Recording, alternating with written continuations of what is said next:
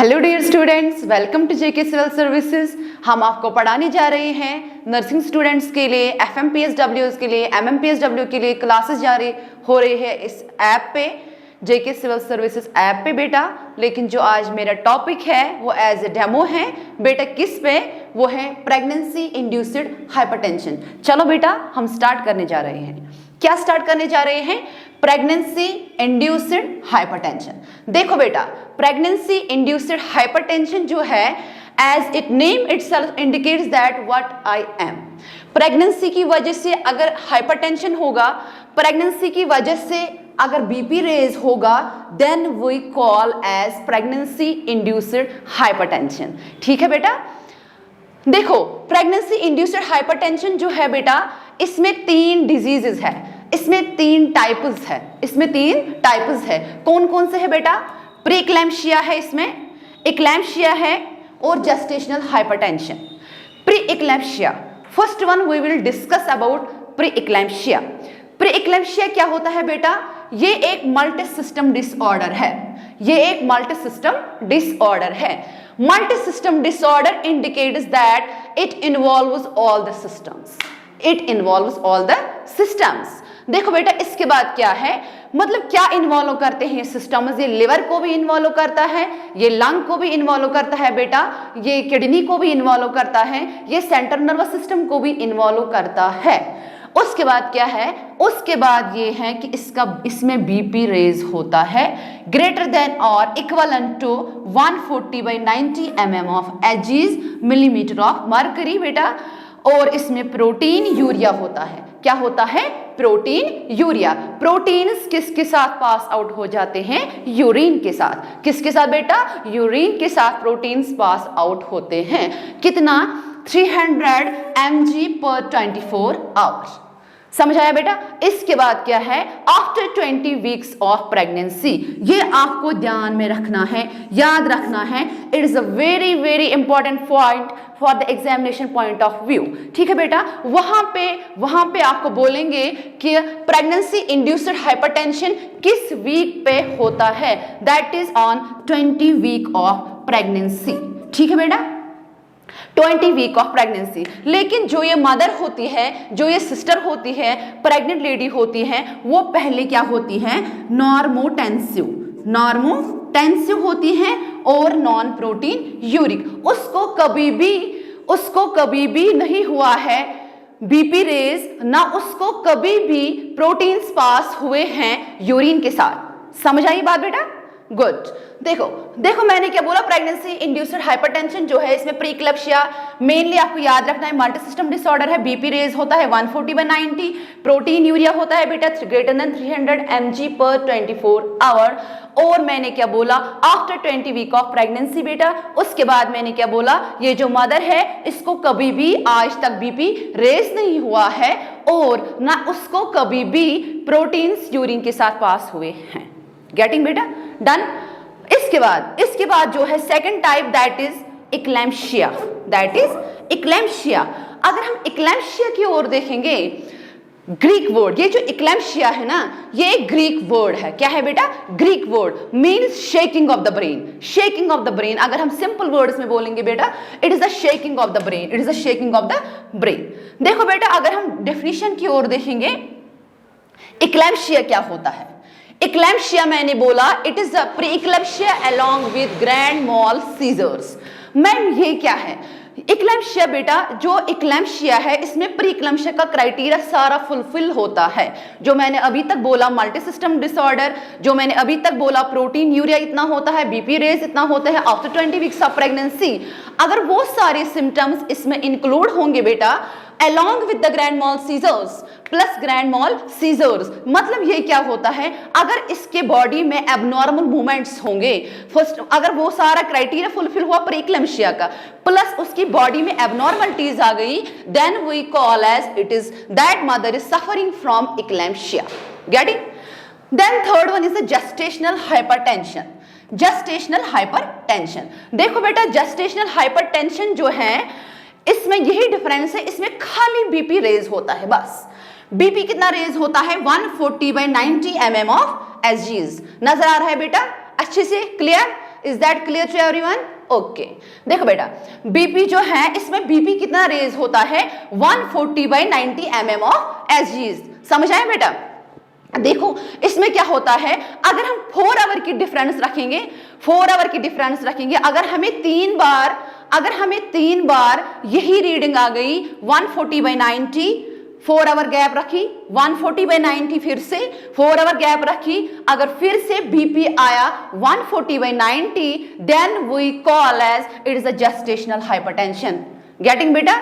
Is that clear to everyone? Okay ठीक है, अब हम इटियोलॉजी पे जाएंगे। Aetiology means what is the cause of this disease, ये क्यों हो सकता है, प्रेगनेंसी इंड्यूस्ड हाइपरटेंशन कैसे होता है। जो रिसर्चर्स हैं उन्होंने बोला है ये अननोन है, कुछ पता नहीं है कैसे होता है, लेकिन some researcher have also investigate about this disease कि ये कैसे हो सकता है। उन्होंने कुछ रिस्क फैक्टर्स बोले हैं कि जिसकी वजह से ये हो सकता है। वो क्या रिस्क फैक्टर्स है, we will read one by one. ठीक है बेटा? First one that is age. Ma'am क्या एज? एज मतलब अगर किसी ने छोटी उम्र में शादी की, लेस देन 19 ईयर्स, या अगर किसी ने ग्रेटर देन 40 ईयर्स शादी की, उसकी वजह से भी हो सकता है प्रेगनेंसी इंड्यूस्ड हाइपरटेंशन, क्योंकि उसमें हार्मोनल चेंजेस आ जाते हैं बेटा, उसकी वजह से ये हो सकता है PIH। ठीक, सेकंड रीजन जो है that is family history. Family history means अगर ये जो मदर हैं उसको, जो डॉटर है ना जो इस टाइम प्रेग्नेंट है, अगर उसकी मदर को प्रेगनेंसी के टाइम में PIH हुआ था तो उसके डॉटर के होने में भी चांसेस हो सकते हैं। Get it? Third one is the hyper placentosis. Hyper means बहुत ज्यादा। अगर प्लेसेंटासिस की ग्रोथ, अगर प्लेसेंटा की ग्रोथ बहुत ज्यादा हो रही है, वो भी एक कारण बन सकता है PIH का। मैम कैसे? देखो बेटा, अगर एक्सेसिव ग्रो हो जाएगी प्लेसेंटा, मेनली बेटा आप कॉमन सेंस लगाओ कि प्लेसेंटा किस टाइम बढ़ा सकता है साइज, जब ट्विन प्रेगनेंसी होगी, जब मतलब ये होगा मल्टीपल प्रेगनेंसी, जब डुबलेट्स होंगे, ट्रिपलेट्स होंगे, उस टाइम फॉर एग्जांपल अगर प्लेसेंटा की ग्रोथ थी इतनी, ठीक है बेटा, सिंगलेट में, लेकिन जब ये ट्विन प्रेगनेंसी होगी, मल्टीपल प्रेगनेंसी होगी, उस टाइम उसको इतनी स्पेस लेने की जरूरत है। ठीक है बेटा? उस टाइम भी प्रेशर बढ़ सकता है, उस टाइम भी ब्लड वेसल्स को ज्यादा डायलेट होने की चांसेस रहते हैं, so that to get the fluids, so that to get the food, so that to get the ions, minerals, materials, ठीक है, जो भी उसको जरूरत है बेबी को, उसको ज्यादा जरूरत है। ठीक है, लेकिन उसके बाद क्या है, एक रीजन है ओबेसिटी। अगर हम बोलते हैं कि ये बहुत ज्यादा ये है बारी वाली औरत है, मोटी वाली औरत है, उसको भी चांसेस हो सकते हैं PIH के। फॉर एग्जाम्पल बेटा, नॉर्मल जो हमारा BMI है वो है 18 to 35, लेकिन जो ये ओबेसिटी वाली, जो ये मोटी वाली औरत होती है, उसको कितना BMI होता है 35, ग्रेटर देन 35। ठीक है बेटा?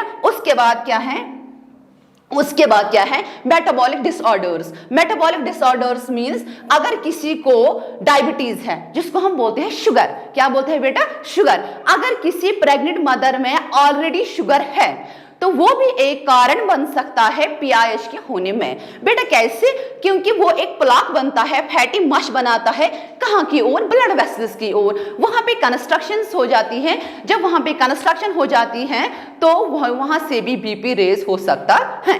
ठीक है बेटा? उसके बाद क्या है, प्री एग्जिस्टिंग डिजीजेस। अगर किसी मदर में पहले से ही, प्रेगनेंसी से पहले उसको कोई कार्डियोवास्कुलर डिजीज होगी या किडनी डिजीज होगी, वो भी एक रिस्क फैक्टर बन सकता है किसके होने में, PIH के होने में। ठीक है बेटा? उसके बाद क्या है, अगर किसी को क्रॉनिक हाइपरटेंशन होगा, अगर उसके बाद है अगर किसी को ऑटो इम्यून डिसऑर्डर होगा, अब अपना ही इम्यून सिस्टम अपने ही ऑर्गन उसको अटैक कर रहा है, वो भी एक कारण बन सकता है फॉर डेवलपिंग PIH। समझ आया बेटा अच्छे से? देखो बेटा, अब हम देखेंगे, अब हमने डेफिनेशन भी देखी, प्रीक्लैम्सिया क्या हो गया, इक्लैम्सिया क्या हो गया, जेस्टेशनल हाइपरटेंशन, रिस्क फैक्टर्स। ठीक, अब हम देखेंगे पैथोफिजियोलॉजी। पैथोफिजियोलॉजी का मतलब है root cause of the disease, कैसे ये डिजीज हो सकता है, क्यों हो सकता है। देखो हम देखेंगे ये कैसे हो सकता है। देखो बेटा, नॉर्मल जो है, नॉर्मल आप ध्यान में रखो, अगर आपको ये चीज क्लियर हुआ, फिर आपको कहीं पे भी कहीं पे भी डिस्ट्रैक्शंस नहीं होंगे, कहीं पे भी डाउट नहीं होगा। देखो बेटा, फर्स्ट वन जो प्लेसेंटा, सबको पता है ना प्लेसेंटा, प्लेसेंटा जिसको हम बोलते हैं कश्मीरी में हल, प्लेसेंटा क्या बोलते हैं, हल। देखो बेटा, जो ये प्लेसेंटा है ना उसको अटैच होना है किसके ओर, यूट्रस की ओर। ठीक है बेटा, फर्स्ट वन जब हम किसी के साथ मीटअप हो जाते हैं हम क्या करते हैं, हम हैंडशेक करते हैं, हग करते हैं, सो दैट कि we will know each other. Same is the case here that कि प्लेसेंटा को किसके ओर अट्रैक्ट होना है, इम्प्लांट होना है, कनेक्ट होना है यूट्रस के साथ। प्लेसेंटा को किसके साथ कांटेक्ट में आना है, यूट्रस के साथ। नॉर्मली जो है अगर हम नॉर्मल देखेंगे प्लेसेंटा, जो प्लेसेंटा में आउटर कवरिंग होती है जिसको हम बोलते हैं ट्रोफोब्लास्ट। क्या बोलते हैं बेटा, ट्रोफोब्लास्ट। जब जो ट्रोफोब्लास्ट है ना उसमें ट्रोफोब्लास्टिक सेल्स होती हैं। जो प्लेसेंटा की आउटर कवरिंग है उसको हम बोलते हैं ट्रोफोब्लास्ट। जो ट्रोफोब्लास्ट हैं उसमें एक होता है सेल्स जिनको हम बोलते हैं ट्रोफोब्लास्टिक सेल्स। जो ये ट्रोफोब्लास्टिक सेल्स इन्हीं को इन्वेड करना पड़ता है किसके ओर, यूट्रस के ओर। यूट्रस में 3 लेयर्स होते हैं, मायोमेट्रियम, एंडोमेट्रियम, पेरीमेट्रियम। लेकिन जो ये प्लेसेंटा है उसको किसके ओर इन्वेड करना पड़ता है, मायोमेट्रियम की ओर। ठीक है बेटा, मायोमेट्रियम की ओर इसको इन्वेड करना पड़ता है सो दैट कि ये रिमॉडल हो जाए, ये डायलेट हो जाए। क्या हो जाए, रिमॉडल हो जाए, डायलेट हो जाए। कौन, स्पाइरल आर्टरीज। जो ये यूट्रस है, यूट्रस के अंदर क्या होते हैं, स्पाइरल आर्टरीज, स्पाइरल आर्टरीज। ठीक है बेटा, स्पाइरल आर्टरीज को कनेक्शन में आना है किसके ओर, स्पाइरल आर्टरीज को कांटेक्ट में आना है प्लेसेंटा की ट्रोफोब्लास्टिक सेल्स की ओर सो दैट ये get contact with each other. जब ये कांटेक्ट में आ जाते हैं वहां से जो भी बेबी को, जो भी प्रोडक्ट ऑफ कंसेप्शन को, जो भी एम्ब्रियो को, जो भी फीटस को जरूरत होते हैं food, nutrition, exchange, gas exchange, drugs, elimination, blood supply, oxygen supply, जो भी एम्ब्रियो को जरूरत है, जो भी प्रोडक्ट ऑफ कंसेप्शन को जरूरत है, जो भी कुछ उसको जरूरत है वो कहां से उसको मिलता है, स्पाइरल आर्टरीज की ओर। ठीक है बेटा, किस कहां पे, फर्स्ट ट्राइमेस्टर में उतना ज्यादा वो इन्वेड नहीं करता है, लेकिन जब सेकंड ट्राइमेस्टर आ जाता है, 4th मंथ आ जाता है, 5th मंथ आ जाता है, 6th मंथ आ जाता है, तो ये ज्यादा कांटेक्ट में आ जाता है किसके ओर बेटा, किसके ओर, स्पाइरल आर्टरीज की ओर। तब तक स्पाइरल आर्टरीज कंस्ट्रक्ट रहती है, चुपचाप करके बैठे रहती है जब तक मदर प्रेग्नेंट नहीं रहती है। जब ये मदर प्रेग्नेंट रहती है स्पाइरल आर्टरीज डायलेट हो जाती है। क्यों डायलेट हो जाती है, सो दैट कि यहां से वो सप्लाई करेगी फूड किसके ओर, प्रोडक्ट ऑफ कंसेप्शन की ओर, एम्ब्रियो की ओर, फीटस की ओर। इसको हम फूड देंगे, इसको हम न्यूट्रिशन देंगे, उसको हम गैस एक्सचेंज करेंगे, इसको हम एलिमिनेशन करना है तो यहां से वो करेगा। ठीक है, लेकिन जो ये पीआईएच वाली मदर होती है उसमें ये ट्रोफोब्लास्टिक सेल्स इन्वेड नहीं करते हैं किसकी ओर, स्पाइरल आर्टरीज की ओर। ठीक है, जिसकी वजह से स्पाइरल आर्टरीज कंस्ट्रिक्ट रहती है। क्या रहती है बेटा, कंस्ट्रिक्टेड। जब ये कंस्ट्रिक्टेड रहती है कंटिन्यूअसली तो वो क्या बन सकता है, कारण बीपी रेज होने का। समझ आया बेटा अच्छे से, ओके। अब इसके बाद देखेंगे, इसके बाद क्या मैंने बोला, immunological mode adaptive tolerance, immunological mode adaptive tolerance in the sense. दूसरा ये भी रीजन हो सकता है कि ट्रोफोब्लास्टिक सेल्स इन्वेड नहीं करते हैं कहां की ओर, स्पाइरल आर्टरीज की ओर। देखो हम नॉर्मल, पहले जब भी हमें कुछ पढ़ना होता है पहले हमें नॉर्मल फिजियोलॉजी पढ़नी होती है फिर एबनॉर्मल फिजियोलॉजी। ठीक है बेटा, नॉर्मली क्या हो जाता है, जो प्लेसेंटा है वो रिलीज करते हैं 2 मेजर मॉलिक्यूल्स। क्या करते हैं, रिलीज 2 मेजर मॉलिक्यूल्स। उनका नाम है मेजर हिस्टोकम्पैटिबिलिटी कॉम्प्लेक्स और दूसरा है डेसिडुअल नेचुरल किलर सेल्स। ये जो है ये दिखाते हैं आपको कहां तक घुसना है। It shows the extension of invasion, it shows the extension of invasion. देखो बेटा, जब इन्हीं में कुछ प्रॉब्लम आ जाती है, एबनॉर्मल क्या हो जाता है, due to the immunological imbalance, जो हमारा इम्यून सिस्टम है उसमें कुछ प्रॉब्लम्स आ जाती हैं, उसमें कुछ इम्बैलेंस हो जाता है, जिसकी वजह से जो ये अल्टर करते हैं इन 2 सेल्स के फंक्शंस को, इन 2 सेल्स के फंक्शंस को अल्टर करते हैं। दैट अल्टीमेटली लीड्स, क्या हो जाता है इससे, नॉर्मली में क्या हो जाता था, cell mediated response, TN1 response जो था नॉर्मल प्रेगनेंसी में वो किस में चेंज होता था, TN2 रेस्पॉन्स में, मतलब एंटीजन एंटीबॉडी कॉम्प्लेक्स में बेटा। ठीक है बेटा, लेकिन जब ये स्पाइरल आर्टरीज नैरो है, जब ये स्पाइरल आर्टरीज ऑटोमेटिकली नैरो है, इसको डायलेट होना था ना, लेकिन due to some problems, immunological problem, trophoblastic invasion नहीं हुआ, तो वहां पे क्या हुआ बेटा, तो वहां पे due to the narrowing vessel ये जो सेल मीडिएटेड रेस्पॉन्स जो है, ये जो सेल मीडिएटेड रेस्पॉन्स ये इंक्रीज हुआ। ठीक है बेटा, जब ये इंक्रीज हुआ, जब TN1 cell mediated response increase हुआ, जब ये इंक्रीज हुआ तो वहां पे टिश्यू नेक्रोसिस फैक्टर रिलीज हुए, इंटरफेरॉन्स रिलीज हुए, इंटरल्यूकिन्स रिलीज हुए, फ्री रेडिकल्स रिलीज हुए, that ultimately leads to endothelial dysfunction. ठीक है बेटा, मतलब क्या है, जब हमने बोलो ट्रोफोब्लास्टिक सेल्स को इन्वेड करना था, वो इन्वेड नहीं कर पाया, स्पाइरल आर्टरीज डायलेट होना था, वो कंस्ट्रक्टर रह गई तो BP रेज हुआ। अब मैंने बोला कि नॉर्मली में जो नॉर्मल प्रेग्नेंट मदर थी जिसको PIH नहीं था कभी, तो वहां पे सेल मीडिएटेड रेस्पॉन्स कहाँ चेंज होता था, एंटीजन एंटीबॉडी कॉम्प्लेक्स में, लेकिन यहाँ पे तो नैरो वेसल है, तो यहाँ पे TN रेस्पॉन्स इंक्रीज हो जाता है, तो वहां से ये सारे फैक्टर्स रिलीज हो जाते हैं, जिसकी वजह से एंडोथेलियल डिसफंक्शन हो जाता है। एंडोथेलियल क्या होता है बेटा, जो भी ब्लड वेसल है उसकी कवरिंग होती है, जो मतलब ये उसके हर किसी ब्लड वेसल की कवरिंग होती है, जिसको हम बोलते हैं एंडोथेलियल। जब ये रिलीज हो जाते हैं, सारी केमिकल्स रिलीज हो जाते हैं, फ्री रेडिकल्स रिलीज हो जाते हैं, इंटरफेरॉन्स रिलीज हो जाते हैं, इंटरल्यूकिन्स रिलीज हो जाते हैं, उसकी वजह से एंडोथेलियल डिसफंक्शन होता है, तो उसकी वजह से वैसोकंस्ट्रक्टर्स रिलीज हो जाते हैं।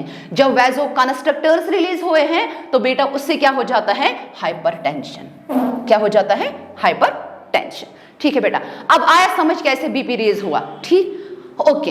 अब जो टिश्यू है अगर ये हाइपोक्सिक रहा, लैक ऑफ ऑक्सीजन, वहां पे है जो मैंने बोला, यहाँ पे प्लेसेंटा है, यहाँ पे मैंने बोला यूट्रस, प्लेसेंटा को किसके साथ कांटेक्ट में आना था, यूट्रस की ओर, लेकिन ये जो टिश्यू अगर कंटिन्यू हाइपोक्सिक रहेगा ना, क्या रहेगा, हाइपोक्सिक, मतलब वहां की ओर ऑक्सीजन नहीं है।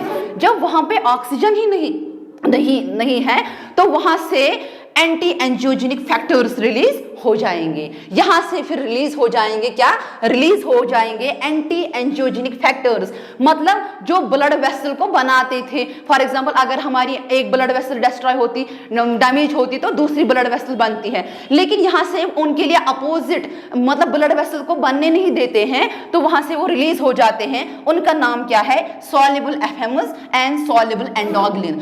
जो फैक्टर्स हैं ये एंटी एंजियोजेनिक फैक्टर्स हैं, ये ब्लड वेसल को बनने नहीं देते हैं, तो ये अल्टर करते हैं फंक्शन किसके, ब्लड वेसल्स को। जब ये अल्टर करते हैं ब्लड वेसल्स को, जब एंडोथेलियल डैमेज होता है, तो उसकी वजह से देखो बेटा, उसकी वजह से जब एंडोथेलियल था यूट्रस का, जो एंडोथेलियल था लिवर का, जो एंडोथेलियल था लंग का, जो एंडोथेलियल था सेंट्रल नर्वस सिस्टम का, जो एंडोथेलियल था हेमेटोलॉजिकल सिस्टम का। देखो बेटा, जब ये एंडोथेलियल ब्लड वेसल्स का डैमेज हुआ तो यहाँ से जो फ्लूइड्स हैं वो कम आउट होंगे कहाँ पे, इंटरस्टिशियल स्पेस में। देखो बेटा, जब फ्लूइड्स आ जाएंगे बाहर किसके ओर, इंटरस्टिशियल स्पेसिस की ओर, तो वहां पे बनेगा एडीमा और प्रोटीन यूरिया। समझ आया कैसे होगा, एडीमा और प्रोटीन यूरिया। ठीक है बेटा, जब ये फ्लूइड कम आउट हो जाएगा इंटरस्टिशियल स्पेस में, तो वहां से ही एडीमा दिखेगा। जो ये मदर होती है उसको क्या दिख रहा है, एडीमा और प्रोटीन यूरिया। समझ आया बेटा कैसे हुआ है प्रोटीन यूरिया, कैसे एडीमा, कैसे हाइपरटेंशन। ठीक, उसके बाद जब ये मीडिएटर्स जो मैंने पहले बोले थे, इंटरफेरॉन्स, इंटरल्यूकिन्स, फ्री रेडिकल्स, जब ये मीडिएटर्स कहाँ की ओर आएंगे, मैटरनल ब्लड सर्कुलेशन में, तो वो क्या काज करवाते हैं, मल्टी सिस्टम डिसऑर्डर। समझ आया बेटा कैसे ये करवाता है, रिलीज केमिकल्स एक्स्ट्रा, मैकेनिज्म आया समझ, रिपीट मत करो बेटा। ओके, देखो अब हम देखेंगे मल्टी सिस्टम डिसऑर्डर जो हुआ, केमिकल्स अब रिलीज हो गए, BP भी रेज हुआ, प्रोटीन यूरिया भी हुआ, एडीमा भी हुआ। ठीक, अब हम देखेंगे किस वाले आर्गन में क्या होता है। ठीक है बेटा, one by one we will discuss. First one that is kidney. जब वो मीडिएटर्स आ गए, कौन से वाले मीडिएटर्स, जो मैंने बोला बेटा, free radicals, interferons, tissue necrosis factor, क्योंकि एंडोथेलियल डिसफंक्शन हुआ। एंडोथेलियल मतलब ब्लड वेसल्स की आउटर रेलिंग, ब्लड वेसल तो हर किसी ऑर्गन में है ना। अगर एंडोथेलियल डिसफंक्शन हुआ, एंडोथेलियल जब डिसफंक्शन हुआ, जो हमारी किडनी है वहां पे हाइपोवोलेमिया हो जाएगा और ओलिगोयूरिया, मतलब यूरिन बहुत ज्यादा कम होगा। कितना कम होगा? लेस देन 400 ml पर 24 आवर। समझ आया? एक है किडनी इन्वॉल्व हुई, दूसरी है लिवर। अगर हम लिवर की ओर देखेंगे ना बेटा, तो यहाँ पे लिवर डैमेज होगा। जब लिवर डैमेज होगा तो लिवर एंजाइम्स रेज होंगे बेटा।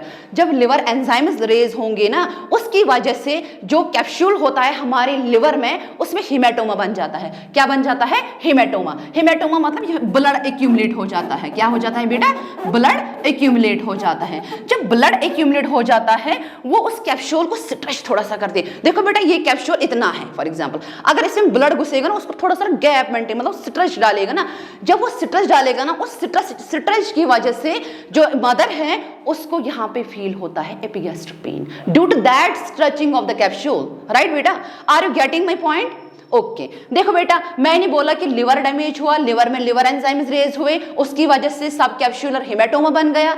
जब वहां पे कैप्सूल में हिमेटोमा बन गया, तो उसकी वजह से जो कैप्सूल जो है लिवर का, वो क्या हो जाता है? स्ट्रेच। जब स्ट्रेच हो जाता है, उस स्ट्रेच की वजह से मदर कंप्लेन करती है एपिगैस्ट्रिक पेन। समझ आया बेटा अच्छे से? उसके बाद हम देखेंगे लंग्स। लंग्स में क्या हो जाएगा? उसमें भी एडीमा हो जाएगा।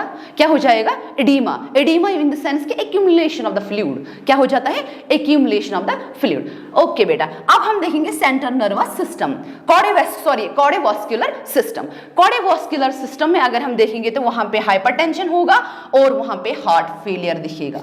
समझ आया बेटा? क्या दिखेगा? हार्ट फेलियर और क्या दिखेगा? हाइपरटेंशन। ठीक है बेटा, अब हम देखेंगे हेमेटोलॉजिकल सिस्टम। हेमेटोलॉजिकल सिस्टम में अगर हम देखेंगे, वहां पे प्लेटलेट काउंट कम होगा। क्या होगा बेटा? प्लेटलेट काउंट कम होगा। उसके बाद हम देखेंगे सेंट्रल नर्वस सिस्टम। मैंने बोला ना पहले ही, ये मल्टी सिस्टम डिसऑर्डर है। अब हम देखेंगे सेंट्रल नर्वस सिस्टम में क्या है। सेंट्रल नर्वस सिस्टम में क्या है? जब ये वैजोडाइलेटर्स और वैजोकंस्ट्रक्टर्स इम्बैलेंस होंगे, ये बैलेंस में नहीं होंगे। वैजोकंस्ट्रक्टर्स रेज होंगे, वैजोडाइलेटर्स डिक्रीज होंगे। ठीक है बेटा, ये जो वैजोकंस्ट्रक्टर्स हैं, ये ज्यादा इंक्रीज हो जाते हैं।